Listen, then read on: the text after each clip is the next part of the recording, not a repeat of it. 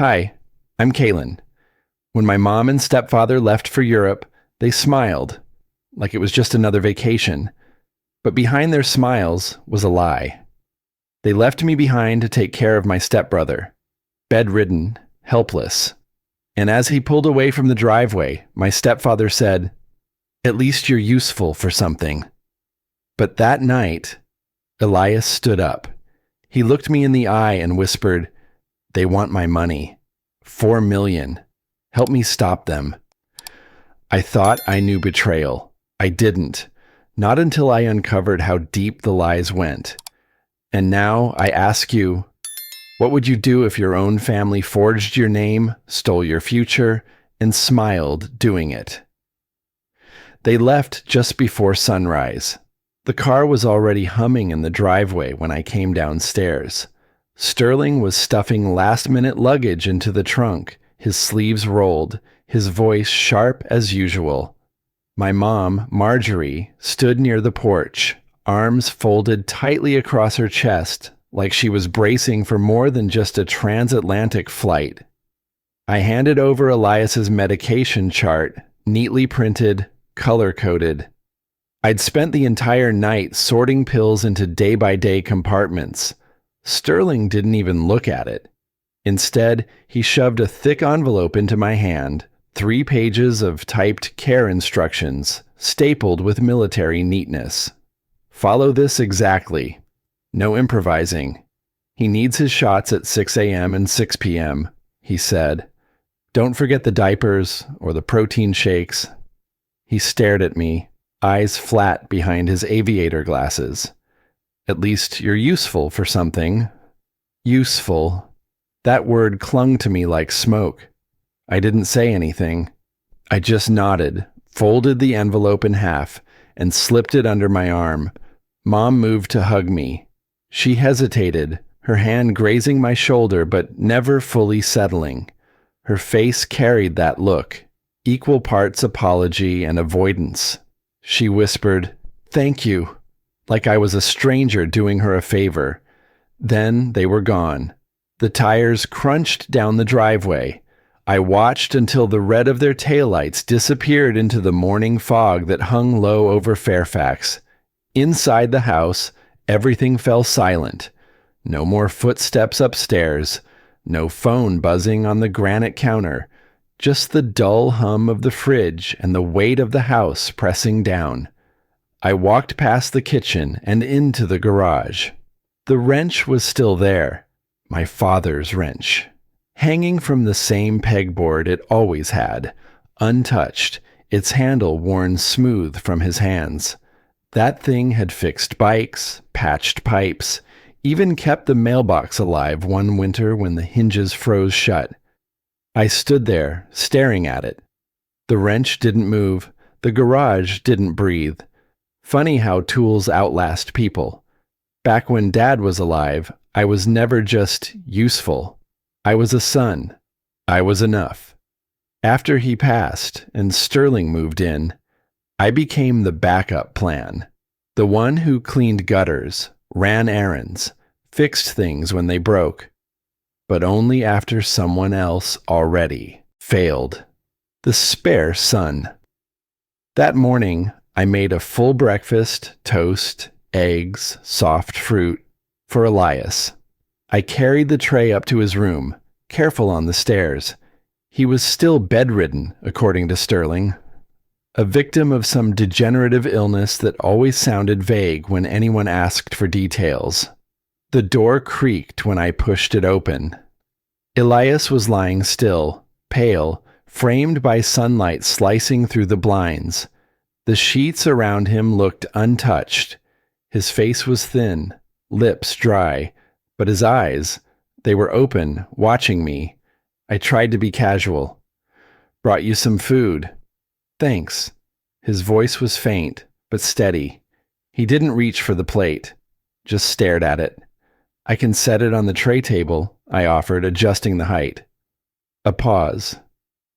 "You ever wonder," he said suddenly, "why Sterling keeps me hidden up here like some embarrassing pet?" That caught me off guard. I shrugged. "I figured. It was privacy. Elias let out a half smile, then turned his head away. Yeah, privacy.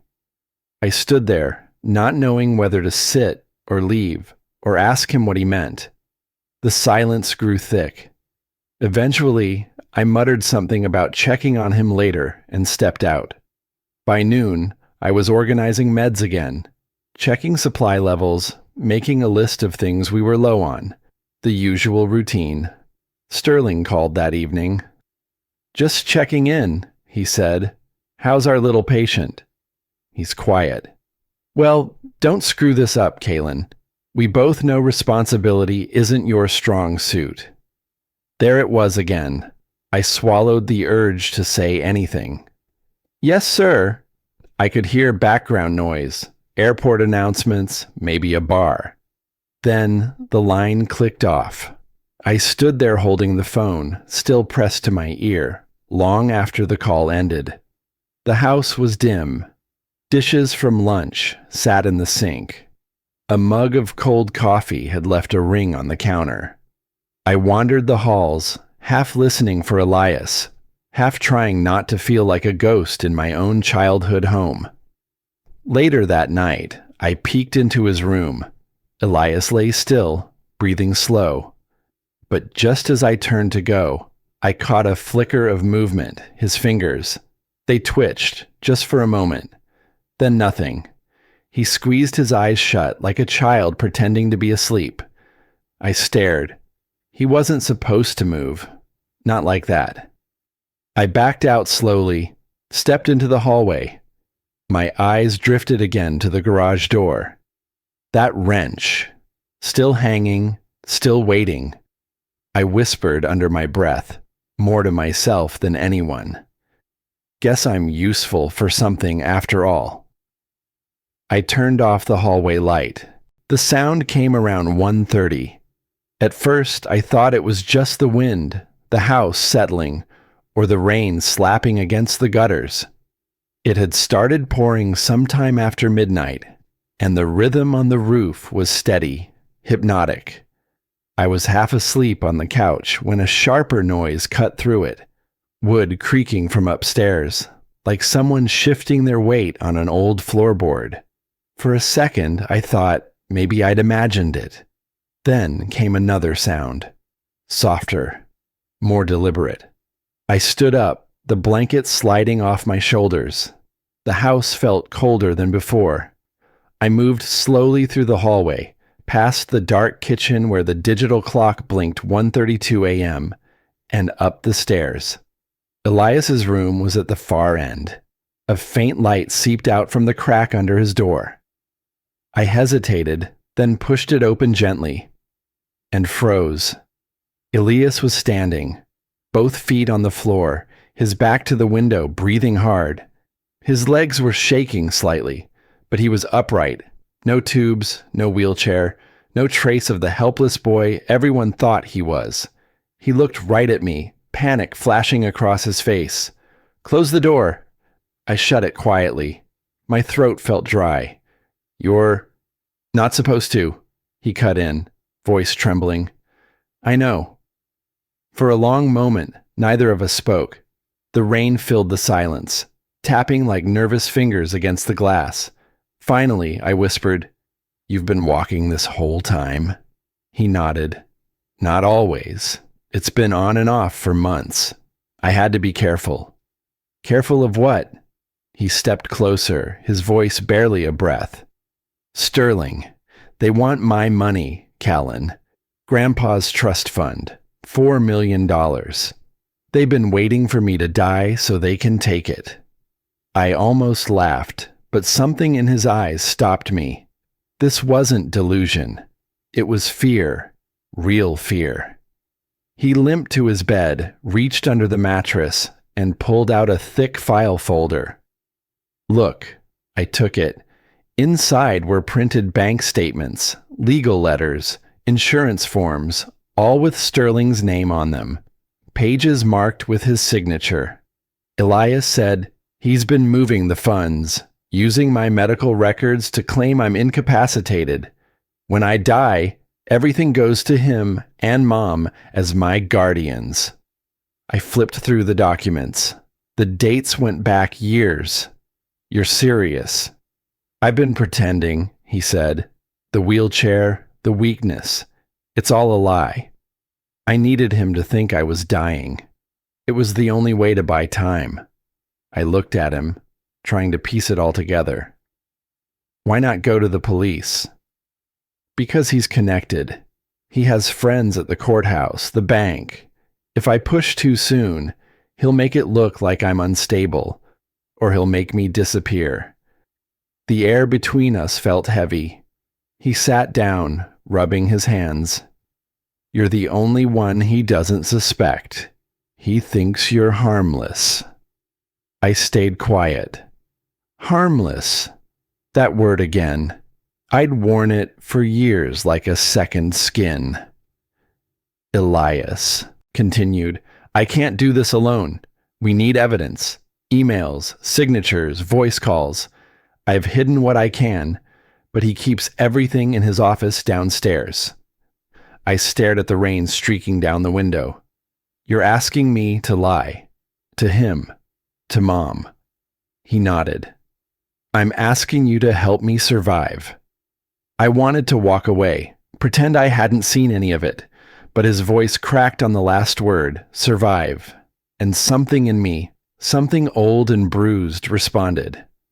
All right, I said finally, but we do it my way, quietly. He met my eyes. No handshake, no smile. Just a long, steady look that said everything words couldn't. We spent the next hour going through Sterling's office.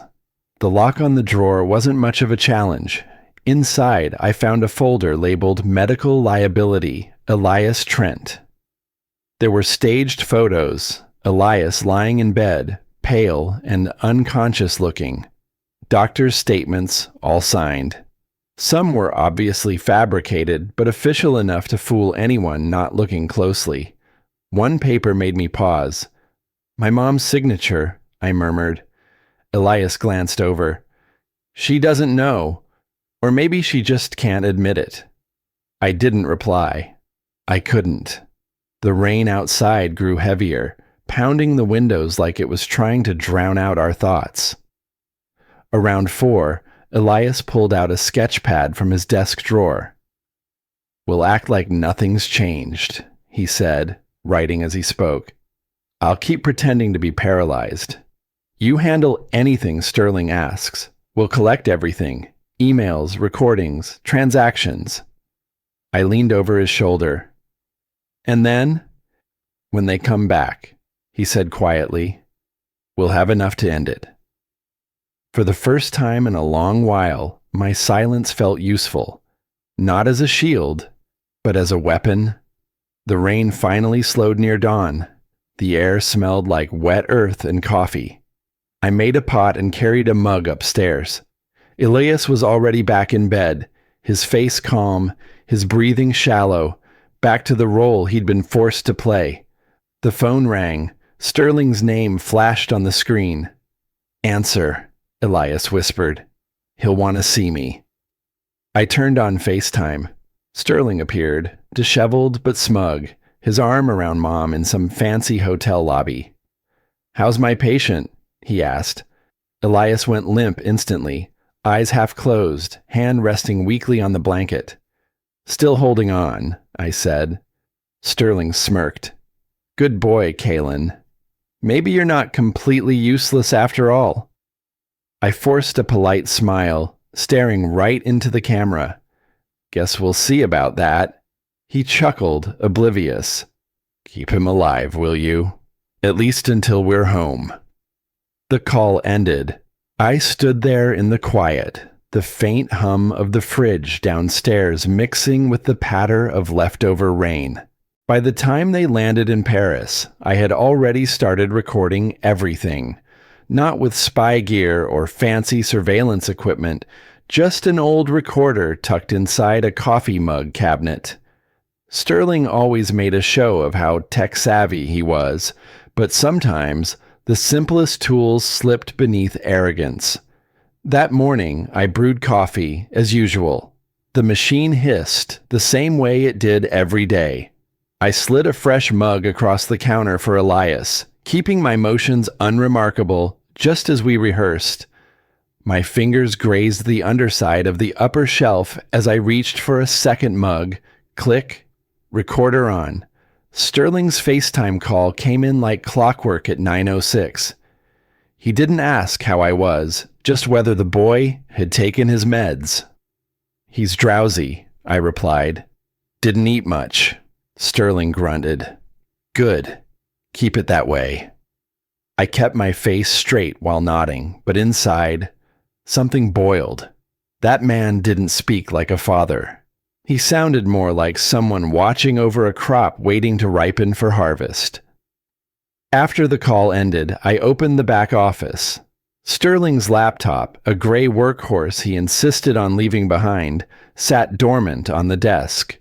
I'd already bypassed his weak password 2 nights ago. Elias 1993. Typical narcissist move. I scrolled through the email drafts. Most were mundane, but one thread caught my eye. Correspondence with a financial consultant named Greg Hanover. I read phrases like expedited trust liquidation and medical dependency verification again and again, feeling my stomach twist. He'd been orchestrating this for months, maybe years. I copied every document onto a USB drive I tucked inside the old toolbox in the garage. I made sure to place it right beneath my father's wrench. Sterling never stepped in there. He said the smell of motor oil gave him migraines. That afternoon, Lorna stopped by. She was hired through some agency, but the way she praised Sterling made it clear. Her loyalty had a paycheck. "How's the poor thing?" she asked, peeking toward Elias's room. "Still barely speaking?" I forced a chuckle. "Still breathing." She looked at me like I'd said something cold. I didn't care. Her words always came dipped in honey, but ended with a sting. As she left, she added, "You're doing well, Kaylin. Sterling didn't think you'd amount to much." I waited for the door to close before exhaling. I reached into my jacket pocket, pulled out the recorder I'd clipped there earlier, and checked the red light. Still blinking, still catching every veiled insult. That night, Elias faked a coughing fit. I rushed in, pretending panic, but he wasn't really choking. He was pointing toward the air vent near the ceiling. "I found it this morning," he whispered. "Camera, small, motion triggered." I followed his gaze. Sure enough, the glint of a small lens stared back. We scanned other rooms and found 2 more. One in the living room clock, another in the hallway lamp. My skin felt electric. "He's been watching us this whole time?" "Not just us," Elias said. "He's waiting for me to slip up or stand." We whispered through clenched teeth. The whole house felt like it had ears. Even the walls seemed to lean in. Later, during a scheduled call with Sterling, Elias slipped in a line we had practiced. "I'm feeling a little stronger today." Sterling's expression changed instantly. His brow twitched and his lips curled. "No, Elias," he snapped. "Don't get any ideas. You're not supposed to be. Stay in bed. Rest." That was the moment the mask cracked. I watched closely, resisting the urge to smirk. My phone, just off camera, was still recording. After the call ended, I sat on the porch, staring at the rain streaking down the windows. My thoughts raced. This wasn't just about inheritance. It was about control, manipulation, a family hierarchy where I had always been kept at the bottom rung.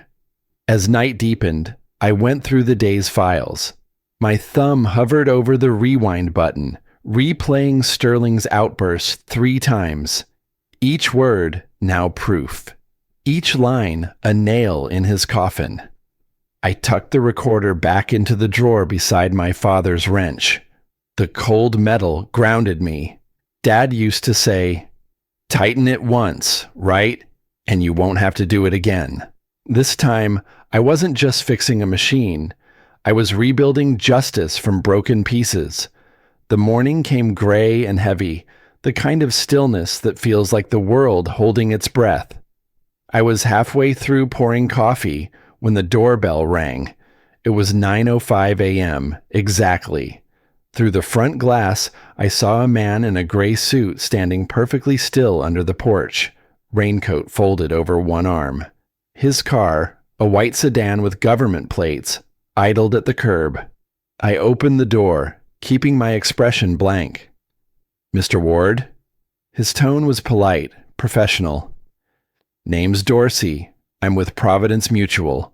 Routine check-in for Mr. Elias Trent's family health policy. Shouldn't take long." The name hit me like a quiet alarm. Insurance. Sterling's favorite shield. I nodded. "Of course. Come in." Inside, the air felt tighter. Elias was already in bed, eyes half closed, body limp, the picture of frailty. I had whispered the plan to him minutes earlier. Now every breath he took was an act. Mr. Dorsey glanced around, taking in every detail. The neatly folded blanket, the untouched breakfast tray, the wheelchair parked a little too neatly by the dresser. He smiled faintly, but it didn't reach his eyes. "Mind if I take a few notes?" he asked. "Go ahead," I said, crossing my arms, pretending to look casual. He walked slowly, pen scratching on his clipboard. "And he's been in this condition for how long?" "About 2 years," I said. "Progressive. The doctors have him on new medication, but not much change." Dorsey gave a small nod. "Shame. He's young." Elias blinked, murmuring weakly, "It is what it is." His performance was flawless, detached, fragile, obedient. But Dorsey lingered by the bed's edge a moment too long, eyes narrowing on a faint scuff mark on the hardwood floor, exactly where Elias had stood last night. I watched his gaze shift toward me, curious but calm. He smiled again. "If you notice anything unusual, Mr. Ward, anything at all, you can contact me directly." He slid a business card into my pocket, his fingers pressing lightly against the fabric like it was meant to be remembered. When the door closed behind him, I exhaled slowly. Elias opened his eyes, whispering, "He suspects?" "Maybe," I said, "but not the way Sterling does." By noon, the rain had returned. I stood in the kitchen, watching the drops crawl down the window while Elias rested. My phone buzzed on the counter. FaceTime. Mom. Her smile filled the screen, a little too bright, like she'd rehearsed it. "Hi, sweetheart. How's everything at home?" I forced a smile. "Quiet? He's resting." The reflection behind her gave away more than she realized. Sterling, lounging on the hotel sofa, glass of champagne in hand, pretending to look uninterested. He leaned into the frame. "Make sure he doesn't get too comfortable," he said, half grinning. "Wouldn't want any miracles happening while we're gone." The joke hung in the air like acid. I said nothing. Elias, from the next room, could hear him through the speaker. I saw his jaw tighten. His eyes filled with something dark, fury held hostage by fear. "Of course," I finally said. "No miracles here." Mom looked uneasy, as if she wanted to say something else, but Sterling's voice cut her off. "We'll check in again tomorrow." Then the screen went black. I sat there for a long time, listening to the rain and the faint hum of the fridge. That afternoon, Elias called out, "Mailbox." There was a package, plain brown, no return address. Inside, I found a thick envelope marked by the name of our late grandfather's attorney. My hands shook a little as I opened it. An unsigned copy of a trust amendment. The paper smelled of old ink and legal dust. I flipped through it, and there it was. Sterling's handwriting, the same slanted loop in every signature. If we can prove this was forged, I said, he's done. Elias's expression hardened. We'll need timing, witnesses, and motive. We already have motive. I nodded. The truth was within reach, but it also made us targets. That night, after dinner, the quiet felt heavier than usual. I washed dishes by hand, letting the running water muffle my thoughts. Then, faintly, a sound. Tires on wet pavement. I turned off the faucet. Through the blinds, I saw headlights. A black SUV idling across the street, no plates visible, no one getting out. Elias appeared behind me, his voice low. He has friends in law enforcement. Maybe he's already nervous. I didn't answer.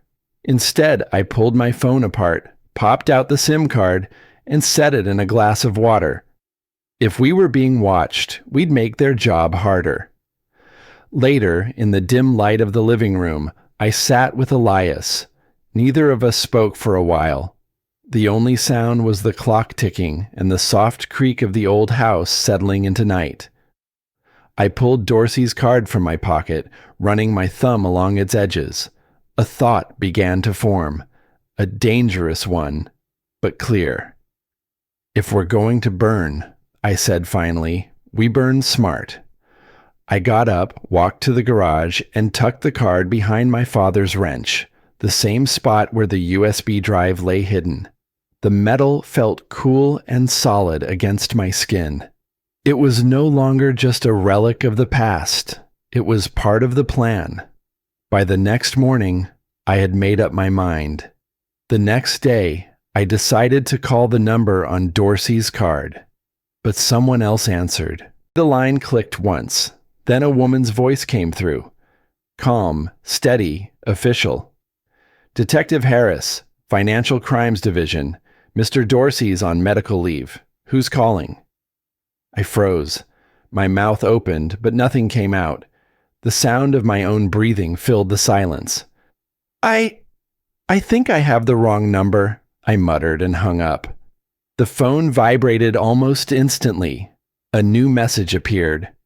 We know who you are. Call us back if you want this to stay quiet. My stomach tightened. I stared at the screen, my thumb hovering over the power button. Whoever they were, they'd traced me fast. Too fast. I walked to the kitchen, turned off my phone, and set it face down on the counter. The hum of the refrigerator filled the room. My reflection in the microwave looked pale, hollow. Elias's voice broke the silence from the hall. Who was that? Wrong number, I said too quickly. He didn't buy it. You called Dorsey's line, didn't you? Yeah, I admitted, but it wasn't him. A detective picked up. She said he's on leave. Elias's jaw clenched. You shouldn't have called. What if that line's connected to Sterling? It was a risk, I said, trying to sound calm. I wanted to see if Dorsey was legit. He looked at me like I'd betrayed him. You might have just told them we're onto him. The air between us shifted, cold, thin. For the first time, I said quietly, you're looking at me like I'm part of the problem. Elias didn't answer. He just turned away, pulling the blanket up to his chin, pretending to sleep. But I knew he wasn't. The rain had stopped outside. A ray of light cut across the room, landing on the family photo above the mantel. Mom, Sterling, Elias, and me, back when everything still looked normal. I stared at it, the memory dragging me backward. I was 10 when Sterling first moved in. Mom said we were lucky to have someone like him. Steady, successful, good with money. My father's old wrench had already been packed away by then, buried under the new man's things. I remember asking her once, "Why do we need him?" She smiled, brushing my hair from my eyes. "Be nice, Kaylin. We need him." That was the first time I learned silence could be a survival skill. Keep quiet, stay invisible, and you won't lose what little you have left. When I blinked, I was back in the present. The same house, different prison. I needed to move, to breathe. I went upstairs to check the router in Sterling's office. It had been blinking all morning. On the desk sat his work laptop, still logged into the cloud backup system. I clicked through the folders. At first, nothing unusual. Financial reports, scanned contracts, travel itineraries. Then I saw a subfolder labeled HomeCam Backups. My blood ran cold. I opened it. Videos, hundreds of them, dated over the last 3 months. All with timestamps from rooms in our house. Elias's bedroom, the hallway, the living room, even the garage. One file name caught my eye. Kitchen Conversation 712. I pressed play. There we were, Elias and me, talking about Sterling, about the trust, about everything. My heart pounded so hard I could hear it. Every word, every whisper was being watched, recorded, probably sent straight to Sterling's phone. I didn't think. I just moved. Grabbing my father's wrench from the drawer, I walked to the nearest vent and swung hard. Metal on metal, a sharp crack. Then again and again, until the lens shattered. The sound echoed through the hall. Elias appeared at the door, eyes wide. What did you do? Ended the show, I said. He looked toward the ceiling. Now he knows, we know. I tightened my grip on the wrench. Good. Not even 5 minutes later, the iPad on the counter lit up. An incoming call. Sterling, I answered. His face appeared, calm but cold. Everything all right at home, Callan. I'm getting alerts from the security system. Maybe it broke, I said evenly. Things do that when you push them too far? His smile vanished. Careful, boy. Don't start what you can't finish. I already did. For a few seconds, neither of us spoke. Then he hung up. The silence that followed was heavier than any threat he could have made. I stood there for a long time, staring at my reflection in the dark screen. My hands were trembling, but not from fear. Elias spoke softly behind me. What now? I turned, meeting his eyes. He thinks I'm still afraid of him. Let's make that his mistake. I walked back to the drawer, lifted the wrench, and placed the shattered camera beside it. Proof of what he'd done, and what I was ready to do next. By nightfall, the house felt unnaturally still. Even the rain had stopped, like the world was waiting. Sterling wasn't calling anymore. He was coming home early. 2 days ahead of schedule, Sterling's silver Mercedes rolled up the gravel driveway with the same smooth arrogance he wore like a tailored suit. I heard it before I saw it. The crunch of tires, steady and slow, like the car knew it didn't need to rush. It already owned everything it approached. I watched from the upstairs landing as the passenger door opened. Marjorie stepped out first, clutching her purse like it was something more fragile than the truth. She smiled up at the window, not realizing I was behind the curtain. Her smile didn't reach her eyes. Then Sterling stepped out, polished, tanned, effortless. They looked like vacationers returning from paradise. I looked like the ghost waiting at the gate. The front door creaked open at 3:17 p.m. I heard the familiar clack of Sterling's shoes across the hardwood floor, each step echoing like a warning bell. That night, we sat down for dinner. Sterling insisted. Family should break bread together, he said. His voice had that faux warmth he reserved for manipulation, the kind you hear right before a lie becomes law. Roast chicken, mashed potatoes, candied carrots. Marjorie had outdone herself, like dressing up a crime scene with a white tablecloth. Elias sat stiff in his wheelchair, eyes down, his face a mask of frailty. The performance was flawless. I kept my voice low, my face neutral, while I slipped my phone beneath the edge of the table, recording. Sterling carved the chicken, smiling like a politician. "I heard you handled things well while we were gone," he said, his fork tapping the plate. "At least you're useful for something." The exact same line he'd used weeks ago, like he'd rehearsed the insult. Only this time, I didn't flinch. Just chewed, swallowed, smiled. Inside, I was fire. After dinner, I took the plates to the sink while Marjorie helped Elias back to his room. When I turned, Sterling was already behind me in the hallway. "I know you've been snooping," he said. Calm, but his voice was too still. "Those cameras didn't break themselves." I dried my hands with a dish towel, then met his gaze. "Then maybe stop hiding things worth breaking." His hand clamped onto my shoulder, tight enough to leave a mark. "Don't play games you can't afford, Kaylin." I didn't blink. "You taught me the rules. You just never thought I'd use them." He stared at me for a long second, then let go. Walked off like nothing had happened. But something had shifted. Later that night, I passed the den and heard muffled voices. I shouldn't have stopped, but I did. Marjorie's voice trembling.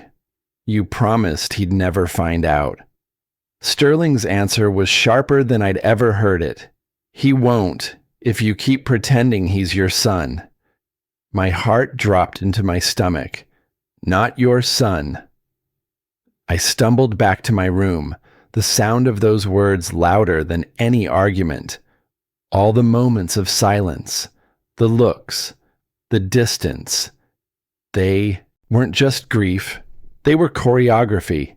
I wasn't a son, I was an asset, a piece on a board, a name on forged paperwork to secure inheritance loopholes. The rage didn't come right away. Just silence. A crushing silence that wrapped itself around my chest. I sat on the floor, back against my bed, my knees pulled in. I stared at my phone, at the recordings, at all the truth I'd collected. My thumb hovered over the delete button. If I erased it all, none of this would matter anymore. No more pretending, no more war. "What's justice worth?" I whispered. "If it costs everything I thought I was?" Then a soft knock. Elias stood in the doorway. His voice was quiet but sure. "You don't have to fight alone, Callan. We finish this together." He stepped inside, slower than usual, but steady, and for the first time, I realized he wasn't performing for me. He believed in me. I nodded, wiping my face with the back of my sleeve. "All right, let's end this." We moved to the garage. The air smelled like dust and rust and old gasoline. My father's workbench still held his wrench, the one I'd used to smash the camera. We laid out everything we had: files, recordings, photos, the forged trust copy. We talked through every step of Sterling's scheme, every lie, every fake signature, and we built a trap. Elias would pretend to transfer the remainder of his inheritance. Sterling would jump at it, seeing an easy win. I'd be in the room, recording. Dorsey's agency, if legit, would get the file within minutes. "Let him think he's already won," Elias said, his voice firmer now. I nodded, pocketing the recorder. "And then we'll show him who really learned from him." We packed the documents into a clean folder. Clean, but heavy. The next morning would come fast. Sterling had arranged a notary visit. What he didn't know, so had we. By 9:45 the next morning, the living room had been transformed into a legal stage. Sterling arrived in his usual calculated fashion, pressed suit, too sweet smile, voice like silk over steel. Behind him, a notary and two clean-shaven men in matching suits followed silently, briefcases in hand. "Morning, son," Sterling said, tossing the word like a leash. "Let's keep this simple." I didn't answer, just nodded and held the door wider, pretending it was habit, not necessity. Elias was already in bed, the blanket pulled tight across his legs. His expression was vacant, breath slow, like a portrait of weakness. Every muscle in his face had been trained for this moment. Sterling handed the documents to the notary with a practiced air.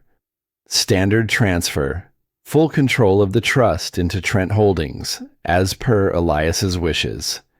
He didn't look at Elias when he said it. He didn't need to. I moved quietly, trailing behind the group into the study where the signing was to take place. The table was already cleared, a black pen laid neatly beside the signature line.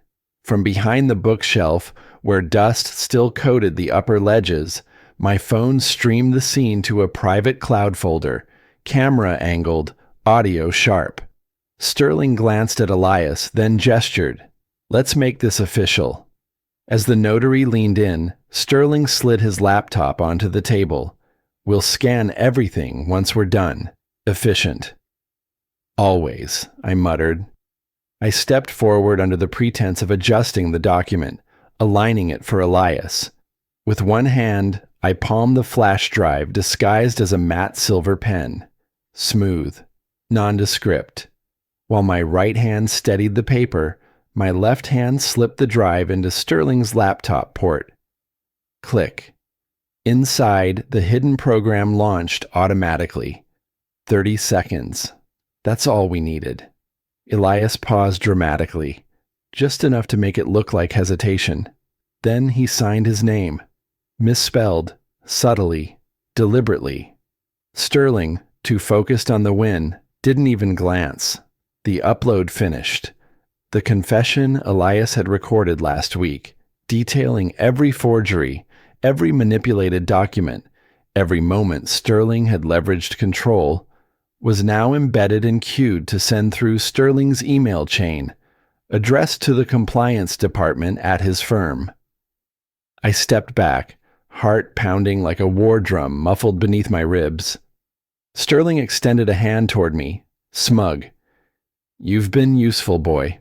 Don't overestimate what that's worth." I looked at him, calm, composed, but my voice held iron. "You should never underestimate what's recording." The notary's brow furrowed. One of the suited witnesses turned slightly, uncertain. Sterling froze. A silence settled, tight and suffocating. Then chaos. Sterling lunged across the desk, reaching for the laptop. But Elias stood. He stood. Not slow. Not struggling. Just upright. The entire room reacted as one. The notary's pen clattered to the floor. One witness cursed under his breath. The other stepped back instinctively. "You wanted proof I could walk?" Elias said, his voice like stone. "Here it is." Sterling's face drained of all color. You lied." "No," Elias replied. "I survived." Then Sterling's phone buzzed. He answered automatically, eyes still locked on Elias. His face crumpled the second the voice on the other end spoke. "This is Sharon Fitz, corporate compliance. We just received a video from your account regarding a series of alleged frauds involving a family trust." His words fumbled out, desperate. "That's not real. It's been manipulated." Elias turned to me. "It's real enough." Sterling dropped the phone. He didn't pick it up. He stormed toward the door without another word, fists clenched, fury radiating off him like heat. Marjorie appeared at the edge of the hallway. She'd seen everything. How long she'd been watching, I didn't know. She looked at me, not with the anger I'd braced for, but with something sadder, tired, confused. "What have you done?" she asked softly. I walked past her, toward Elias, then stopped. The right thing. For once. She didn't follow. Outside, the sound of a siren drifted faintly over the treetops. Someone had called them. Maybe the notary. Maybe a neighbor. Didn't matter. I stood shoulder to shoulder with Elias, both of us staring at the front door like it was more than wood and paint, like it had finally opened onto a different life. One where we weren't broken, just rebuilding. But rebuilding doesn't happen in silence. That night, the storm rolled in like it had something to say. Thunder cracked above the estate, shaking the windows in their frames. Sheets of rain pounded the rooftop, relentless. I stood by the window, fingers gripping the curtain's edge, watching the long driveway vanish beneath water streaks. Somewhere between the lightning flashes, red and blue lights began pulsing in the distance, getting closer. "They're here," Elias said from behind me. We didn't move, just watched as the squad cars rolled through the open gate. Tires churned wet gravel, uniforms stepped out, caps pulled low. One of them carried a leather folder, the kind you don't bring unless you're sure. Across the room, Sterling appeared at the top of the stairs. His hair was unkempt, tie half loosened, briefcase in hand. He looked smaller than usual, but meaner. "You called the cops?" he hissed, voice rising over the storm. "You think you've beaten me? You're nothing! Parasites feeding off what I built." I didn't flinch. "You built nothing but fear." His eyes narrowed, wild, bloodshot. "You ungrateful little fraud." Then he kicked the side table, hard. The lamp toppled. Glass shattered. In 2 steps, he crossed the room and hurled his laptop to the floor. Pieces scattered, screen cracked, battery popped out, keys flying like teeth. "That's not going to help," I said quietly. Elias raised his phone and hit record. "Keep talking, Sterling," he said. "Every word helps." Sterling snapped. He lunged, not toward me, but toward Elias. Teeth clenched, hands out like claws. But I was faster. I stepped between them, chest to chest with him. "Touch him," I warned, "and you'll add assault to your charges." He stopped. Barely. His whole body trembled with rage. Footsteps thundered up the porch. The front door flew open.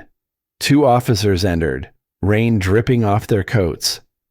"Mr. Trent," one of them called out. Sterling turned toward them, instantly changing his tone. "This is a misunderstanding," he said, breath short. "These boys, one's not even mine, they've been conspiring.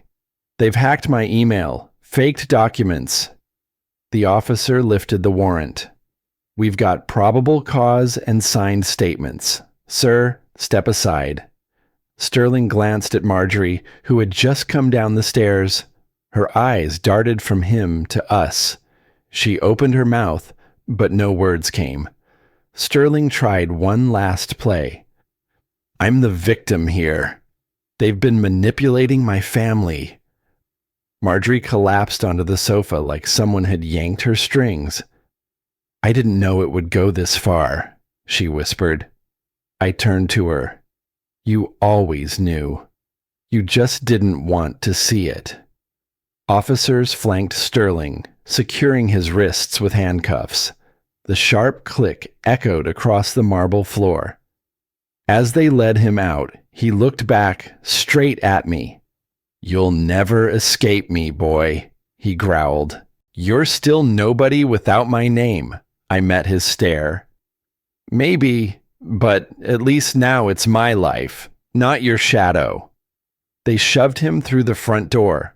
Rain sliced across his face as they pushed him into the back seat. He didn't fight anymore, just sat there, eyes locked on nothing. A ghost of control. Inside, the house was silent, the kind of silence that feels earned. The phrase, "useful for something," floated through my mind again, but it landed differently now. Hollow. Dead. It couldn't touch me anymore. Hours passed. The storm moved on. The moon showed through breaks in the cloud. Elias and I sat on the porch, legs stretched, shoulders leaning against the posts. We didn't talk for a long time. Just listened to the trees drip and the ground settle. Elias finally spoke. "So, what now?" I glanced at him, then out into the yard where the patrol cars had left deep tire tracks in the mud. "Now we live like brothers," I said. "Not survivors." His smile was tired, but real. We sat that way until the horizon turned soft with morning. The first line of light cracked through the branches. I pulled the old wrench from my coat pocket, the one Dad had left behind, the one I once clung to like an anchor. I rubbed it clean. No more rust, no more use, just history. Then I set it on the porch railing, where the light hit it just enough to make it shine. It didn't feel like a weapon anymore. "It used to fix what he broke," I said, more to myself than to Elias. "Now it reminds me I can build something better." We sat in that moment, quiet, steady, whole. And then, as if fate had waited for the storm to pass, Elias reached down, handed me a thin envelope from the morning's mail. One line written on the front, "To be opened by Callan Ward only." The handwriting was precise, elegant even, pressed into thick cream paper. No return address, no stamp beyond the bare minimum. Just those words. 3 weeks had passed since the night the police took Sterling away. Portland had been kind in its anonymity. A small rented house on the edge of town, surrounded by fir trees and quiet roads. The kind of place where no one asked questions, and silence didn't carry judgment. I stood by the mailbox for a long time, the envelope in my hand, feeling its weight. Not heavy, but deliberate. Inside was something, whatever Sterling had decided to leave behind. A final word, a last game. Back on the porch, I turned it over twice before breaking the seal. Inside was a short note and a single brass key. The paper smelled faintly of cedar and old cologne. His scent, his ghost. The note read, "You were right. Fear builds nothing. The property in Lake Oswego is yours. For him, not me. S." I stared at the words until they blurred. Maybe it was remorse. Maybe it was strategy, his last attempt to rewrite how I'd remember him. But it didn't matter anymore. Something inside me loosened, like a knot that had been waiting years to untie itself. Elias came out onto the porch, moving carefully, one hand gripping a wooden cane. He wasn't pretending anymore. Every step was honest now. "What's that?" he asked. I handed him the key. "Sterling," I said, "or what's left of him." Elias turned it over, sunlight glinting off the metal. "Are we going to use it?" I thought about it. The lake house, the walls he built, the way his name still lingered on every legal line. Then I smiled faintly.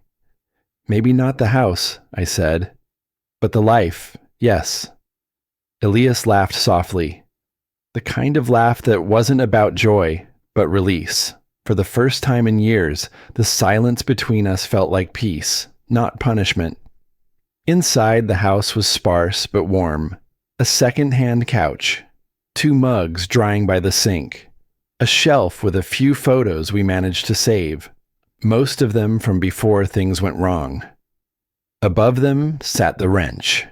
The same one my father used to fix engines. The same one I'd once used to fight back. Now, it was clean, resting on a wooden shelf beside a framed picture of 2 boys fishing with their dad, long before Sterling entered our story. I picked up the wrench, thumb tracing the smooth edge where the metal had worn. "It's strange," I murmured, "how the things we used to survive become the things that remind us we lived." Elias looked over, nodding. That wrench has seen more truth than any of us. Maybe, I said, but it's done its part. We fell into quiet again, the kind that feels earned. That afternoon, there was a knock at the door. I opened it to find Marjorie standing there. Her hair was grayer, her clothes simple. She looked smaller somehow, as though the years had caught up all at once. "I had to see you," she said softly. I stepped aside, letting her in. She hesitated before crossing the threshold, as if afraid the air inside might accuse her. She sat at the table, eyes fixed on the wood grain. Her hands trembled slightly. "He left nothing for me," she said. "Not a cent. Maybe that's fair." I pulled out the chair opposite her.